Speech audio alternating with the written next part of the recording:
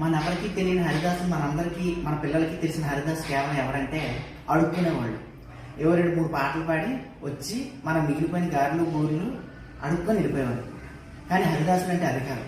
హరిదాసులు అంటే ఇప్పుడు మన ఇండియన్ ఆర్మీ బయట నుంచి బోర్డర్స్ నుంచి వచ్చే శత్రువుల్ని, విదేశాల నుంచి వచ్చే శత్రువుల్ని ఎలా ఆపి మనం రక్షిస్తుందో ఈ హరిదాసులు కూడా రక్షించారు. అదేంటిది, సంక్రాంతి వస్తుంది. సంక్రాంతి అనగానే మన కంట్రీ గుర్తొచ్చేది కోడిపందాలు, పేకాటలు, కక్కాముక్కలు. ఇవి కాకుండా ఇంకోటి కూడా ఉంది, అదే హరిదాసులు. కొత్తగా ఉందనుకుంటున్నారా? ఏమీ లేదు. సంక్రాంతి పండుగ అంటే ఏంటి? సంక్రాంతి పండుగ అంటే పంట పొలం నుంచి మన చేతికి అంతే రోజు చేతికి అంది వచ్చింది కాబట్టి దాన్ని మనం తింటూ అమ్ముకుంటూ వచ్చే డబ్బుతో ఆనందంగా ఉండడానికి ప్రకృతితో మమేకం అయ్యే పండుగ ఇది. అందుకే ఇది పెద్ద పండుగ. మిగిలిన అన్న పండుగలు వేరు, ఈ పండుగ వేరు. మనకి కృష్ణాష్టమి పెద్ద పండుగ కాదు, వినాయక చవితి పెద్ద పండుగ కాదు, దసరా పెద్ద పండుగ కాదు, దేవుళ్ళకే మహాదేవుడైన మహాశివరాత్రి కూడా పెద్ద పండుగ కాదు. దీనికే పెద్ద పండుగని ఎందుకు పేరు పెట్టాము? ఎందుకంటే ముందు పంట పొలాలు మనకు వచ్చి కడుపు నిండే పండుగ కాబట్టి దీని పేరు పెద్ద పండుగ పెట్టాం. ప్రకృతితో మమేకమయ్యాం. సో అలాంటి పండుగ రోజు మరి మన దగ్గరికి డబ్బు వస్తుంది, పంట పొలాలు వస్తున్నాయి, పంట వస్తుంది, ఇవన్నీ వస్తున్నాయి. మరి దొంగలు కూడా ఉంటారు కదా. మరి పంట పొలంతో మనం ఇక్కడ దాచుకుంటే దొంగిలించడానికి శత్రువులు కూడా వచ్చేవారు, దొంగలు వచ్చేవారు.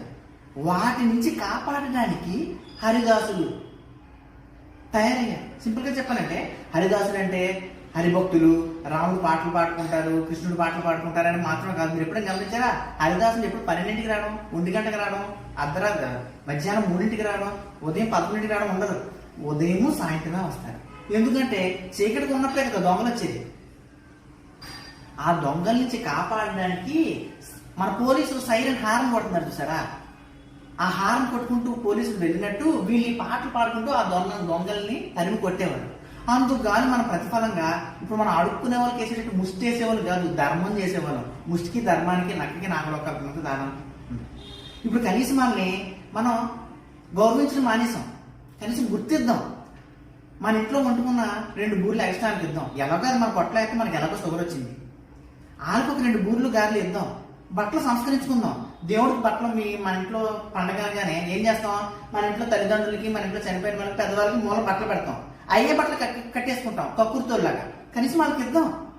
రేపు పొద్దున హరిదాసుగా ఉండేవాళ్ళు ఎవరు ఉండరు. వాళ్ళ పిల్లలు కూడా సాఫ్ట్వేర్ ఇంజనీర్లు మోకాళ్ళ నొప్పులతో బాధపడుతుంటుంటారు. అడుక్కునే పని ఎవరు చేస్తాడు? మన పిల్లలు మనం చేపిస్తాం ఏంటి?